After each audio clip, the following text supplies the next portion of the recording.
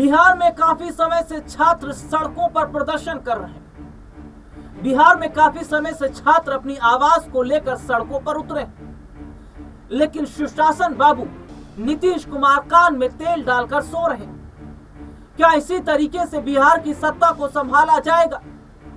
क्या लोकतंत्र का ये काला दिन नहीं है? और जो प्रशांत किशोर छात्रों की आवाज बनकर जी हां अनशन पर बैठे थे, उनको पुलिस ने गिरफ्तार कर लिया, गांधी मैदान से सीधा उठा कर ले गई। प्रशांत किशोर से किसी को मिलने की इजाजत नहीं है और प्रशांत किशोर छात्रों के साथ है। वो कह रहे हैं कि आवाज को दबने नहीं देंगे और सीधे तौर पर प्रशांत किशोर को लेकर मैं जरा अपने दर्शकों को बताऊं, भूख हड़ताल पर बैठे जन स्वराज पार्टी के संस्थापक प्रशांत किशोर को पटना पुलिस ने तड़के सुबह 4 बजे गिरफ्तार कर लिया। किसी से मिलने की इजाजत नहीं है। खबर देखिए, खबर क्या? खबर यह भी है कि प्रशांत किशोर को जो है ये जो लोअर कोर्ट है, सिविल कोर्ट, जी हाँ सिविल कोर्ट में पेश किया जाना है। और यहाँ पर मामला क्या देखा जा रहा है कि मामला हाई कोर्ट भी जा रहा है। और सीधे तौर पर क्या प्रशांत किशोर की गिरफ्तारी कर और फंस गए नीतीश कुमार, क्योंकि बहुत बड़ा चेहरा है प्रशांत किशोर। और ऐसे में देखा जा रहा है कि प्रशांत किशोर की गिरफ्तारी पर अब विपक्ष ने सीधे तौर पर यह कह दिया है कि यह नीतीश कुमार का पूरे तरीके से कहा जाए काला शासन है, ये काला दिन है, ये काला दिवस है। और क्या प्रशांत किशोर को गिरफ्तार करवाना और जो आदेश दिया गया ये उनके लिए मुश्किलें खड़ी करेगा, क्योंकि उनके अपने लोग यानी जेडीयू के विधायक भी नीतीश कुमार के इस फैसले से नाखुश है। क्या वाकई अब जेडीयू में दो फाड़ होगी और नीतीश कुमार एक के बाद एक जो गलतियां कर रहे हैं, क्या इसका खामियाजा उन्हें उठाना पड़ेगा? इसी मुद्दे पर मेरे साथ बातचीत करने के लिए मौजूद है हमारे खास सहयोगी अब्बास भाई। अब्बास भाई, बहुत बहुत स्वागत है इस प्रोग्राम में आपका। अब्बास भाई, एक बार गलती की तो ठीक है, समझ में आ जाता है, लेकिन बार बार अगर गलतियां की जा रही तो इसका मतलब तो साफ है कि या तो चीजें आपसे संभल नहीं रही है या आपको अनुभव नहीं है। क्योंकि बिहार में हम देखते हैं कि दलित बस्ती को आग के हवाले कर दिया गया, नीतीश कुमार चुप रहे। बाबा साहब भीमराव अंबेडकर को लेकर जो बयान अमित शाह ने दिया उस पर नीतीश कुमार चुप रहे। सुप्रीम कोर्ट का फैसला जो आरक्षण को लेकर आया उस पर नीतीश कुमार चुप रहे। बीपीएससी का पूरा मामला देखा जाता है उस पर नीतीश कुमार चुप है, अपनी पावर का गलत इस्तेमाल कर रहे हैं। अब तो प्रशांत किशोर को गिरफ्तार करवा दिया, तो एक के बाद एक जो गलती की है इसका कितना चुनाव पे असर पड़ेगा, कितना सीएम कुर्सी पर असर पड़ेगा। और क्या जिस तरीके से देखा जा रहा है कि नीतीश कुमार क्या जो गलतियां कर रहे हैं, अपने पैर पर कुल्हाड़ी मार रहे हैं, इससे जेडीयू पे बड़ा असर पड़ता नजर आ रहा है।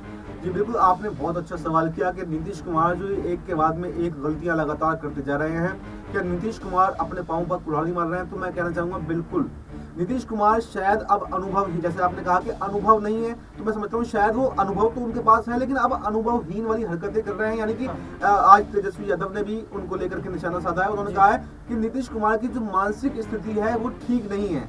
यानी कि अनुभव तो है लेकिन आप उसका प्रयोग सही से नहीं कर पा रहे हैं, तो कहीं ना कहीं आप बहक गए हैं। आप पार्टी के अंदर की जो गतिविधियां हैं उसको ही नहीं समझ पा रहे हैं और आपको यही नहीं पता कि कब मुझे प्रदर्शन में रोकना है, या प्रदर्शन के जो लोग मांग कर रहे हैं वो क्या मांग कर रहे हैं। अगर वो ठीक मांग कर रहे हैं तो उनकी मांगों को सुनिए ना आप। भाई प्रशांत किशोर इस बार कोई गलत मांग नहीं कर रहे हैं। हालांकि प्रशांत किशोर पर ये आरोप जरूर है कि वो बीजेपी की बी टीम है और बीजेपी के लिए काम कर रहे हैं, लेकिन आप कोई भी कितना भी आरोप लगाए, कोई कहे बीजेपी की टीम है, कोई कहे कांग्रेस की टीम है, कोई कहे फलानी पार्टी की टीम है, लेकिन आपके पास भी तो विवेक है ना, आप चीजों को समझिए ना। आप ये देखिए ना, खाली प्रशांत किशोर तो अकेले प्रदर्शन नहीं कर रहे हैं, वो हजारों छात्र भी तो बैठे हैं जो बीपीएससी की परीक्षा रद्द करवाने की मांग कर रहे हैं, जो बीपीएससी की परीक्षा दोबारा कराने की मांग कर रहे हैं। भाई उन्हीं के समर्थन में तो यहाँ प्रशांत किशोर आए हैं। देखिए प्रशांत किशोर की अगर राजनीति के बारे में बात करें तो प्रशांत किशोर तो राजनीति जमीन तलाश कर रहे हैं, इसमें कोई शक नहीं है। और कौन तलाश नहीं करता है? भाई कोई भी नई पार्टी बनाएगा, कोई भी चाहेगा कि उसे फायदा मिले, लेकिन आप उसको मौका क्यों दे रहे हैं? ये जो प्रशांत किशोर प्रदर्शन कर रहे हैं ये तो मात्र 2 मिनट में खत्म हो जाएगा अगर आप बीपीएससी की परीक्षा को रद्द कर दें और दोबारा परीक्षा करवा दें, तो ये है तो सब आपके हाथ में ना। भाई आप गिरफ्तारी कर रहे हैं, आप लाठीचार्ज करवा रहे हैं, आप रात में सुबह सुबह जो है प्रशांत किशोर को गिरफ्तार कर लिया गया, तो ये अपने आप में कहने की सवालों की घेरे में खड़ा कर रहा है। हाँ। और नीतीश कुमार का राजनीतिक जो भविष्य है हाँ। वो इनसे डूब सकता है। शायद नीतीश कुमार इससे अवगत नहीं है। ये अब्बास भाई, आपका कहना है कि ये छात्रों की आवाज है, ये छात्रों का कहना, उनकी आवाज है। नीतीश कुमार तो कह रहे हैं तो षड्यंत्र है भैया, ये तो मेरे खिलाफ बिहार में षड्यंत्र हो रहा है, मुझे सत्ता से गिराने की कोशिश हो रही है। और जिस तरीके से देखा भी ये जा रहा है कि जहां केंद्रीय मंत्री लल्लन सिंह का जिक्र कर लेते हैं, वो अमित शाह का सपोर्ट कर देते हैं, लेकिन बिहार में बीपीएससी जैसा मुद्दा हुआ उस पर चुप रहते हैं। और सबसे बड़ी बात ये तक देखी जा रही है कि नीतीश कुमार जो काम कर रहे हैं इससे इनके अपने लोग ही सहमत नहीं है, क्योंकि चिराग पासवान ने भी चिट्ठी नीतीश कुमार को लिखी है, वो तो एनडीए का हिस्सा है। और लल्लन सिंह का जिक्र कर लेते तो लल्लन सिंह खामोश बने पड़े हैं।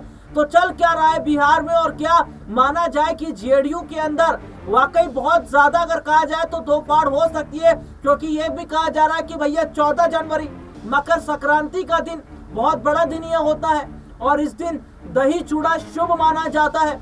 बिहार में अगर आप आएंगे और बिहार में आप देखेंगे तो दही चूड़ा का लुत्फ उठाया जाता है, और दही चूड़ा खाकर बिहार में बहुत कुछ बड़ा होने वाला है। जी देखिए, आपने बिल्कुल ठीक कहा कि एनडीए की अंदर की जो स्थिति है वो भी इस बार बहुत ज्यादा कठिन है, बहुत ज्यादा साफ नहीं है। चाहे वो चिराग पासवान को लेकर के हो, चाहे जीतन राम मांझी को लेकर के हो, और चाहे जेडीयू के अंदर की बात कर लें। जैसे आपने कहा कि लल्लन सिंह और नीतीश कुमार के बीच में भी जो अनबन चल रही है वो भी कहीं ना कहीं जग जाहिर है, लेकिन नीतीश कुमार उसको दबाने का प्रयास कर रहे हैं लगातार, क्योंकि नीतीश कुमार ये चाहते थे कि जैसी ये खबरें आई थी कि नीतीश कुमार आरजेडी के साथ में जा सकते हैं और सरकार बना सकते हैं, लेकिन लल्लन सिंह ने इस पर कहीं ना कहीं बगावत दिखाई और उन्होंने कहा कि अगर नीतीश कुमार अगर आप जो है इंडिया गठबंधन की तरफ जाएंगे तो फिर मैं इंडिया गठबंधन के साथ में नहीं जाऊंगा, बल्कि मैं एनडीए के साथ में ही बना रहूंगा, और मैं आपकी पार्टी के मेरे संपर्क में जो विधायक हैं, सांसद हैं, उनको मैं लेकर के एनडीए के साथ में चला जाऊंगा। तो ये नीतीश कुमार ने अपनी बात को दबाने की कोशिश कर रहे हैं, जो वो जाना चाहते थे। अब उन्होंने फिलहाल जाने से मना कर दिया है, उन्होंने कहा कि मैं जहां हूं वहीं बना रहूंगा। लेकिन इससे ये नहीं है, जो अनबन है वो तो अभी भी बनी हुई है, लेकिन क्या इसका असर पड़ने वाला है, कि आगे क्या होने वाला है, ये देखना काफी दिलचस्प होगा। जैसे आपने बात की चिराग पासवान की, तो चिराग पासवान तो खुद जो है एनडीए के अंदर इस बार बखेड़ा करने जा रहे हैं, क्योंकि चिराग पासवान ने एनडीए में 50 से 60 सीटों पर जो है चुनाव लड़ने की मांग की है, क्योंकि जब से उनके पास लोकसभा में 5 सांसद जीत करके आए हैं, उनका मनोबल बढ़ गया है। और बिहार की राजनीति में भी जब से चिराग पासवान एक्टिव हो गए हैं, तो ऐसे में 50 से 60 सीटों की मांग करना कहीं ना कहीं एनडीए के अंदर एक विवाद तो बड़ा खड़ा करने वाला है, क्योंकि एक तरफ बीजेपी जो एनडीए का सबसे बड़ा घटक दल है, एक तरफ नीतीश कुमार है, एक तरफ चिराग पासवान है, जीतन राम मांझी है। अगर सभी तरह से इस तरह से जो एनडीए में अगर सीटें बांट दी जाएंगी तो फिर बीजेपी के पास में तो कुछ बचेगा नहीं। तो इस बार एनडीए के लिए मुश्किल तो खड़ी होने वाली है। तो इस बार एनडीए के लिए मुश्किलें खड़ी होने वाली हैं, लेकिन क्या इस साल जो बिहार में विधानसभा का चुनाव होने वाला है वो नवंबर की शुरुआत में, या तो एंड की बात कही जा रही कि नवंबर में शुरुआत में हो सकता है या तो एंड में हो सकता है। दिल्ली की अगर हम बात कर ले तो दिल्ली में फरवरी में चुनाव की संभावना नजर आ रही है। तो यानी कि देखा जाए तो ये दोनों चुनाव बहुत ज्यादा असर करते हैं बीजेपी के लिए। और बिहार का जिक्र हम इसलिए कर रहे हैं क्योंकि नीतीश कुमार को सत्ता से उखाड़ने की कोशिश हो रही है, और इस कोशिश में अपने ही लगे हुए, और यही वजह है कि प्रशांत किशोर को बीजेपी की बी टीम कहा जा रहा है, और एनडीए के सहयोगी दलों में चिराग नीतीश को चिट्ठी लिखकर कह रहे हैं कि ये क्या हो रहा है। तो क्या नीतीश की सत्ता वाकई इस बार खतरे में है? और अगर बीजेपी ये कह रही है कि अटल जी को सही मायने में श्रद्धांजलि तो तभी मिलेगी जब बीजेपी का अपना सीएम होगा, तो वाकई दाल बहुत काली है। और अगर नीतीश इस बार सत्ता में नहीं आ पाए तो क्या नीतीश के लिए वाकई आने वाले समय में मुश्किलें खत्म हो जाएंगी, मुश्किलें बढ़ जाएंगी? और क्या वाकई नीतीश कुमार जो है वो सीधे सीधे तौर पर अगर कहें तो पूरी तरीके से चक्रव्यूह में फंस गए? इस मुद्दे पर आपकी क्या राय है कमेंट करके जरूर बताइए। फिलहाल आज के इस प्रोग्राम में कहीं आपसे फिर दोबारा मुलाकात होगी, तब तक के लिए इजाजत दीजिए।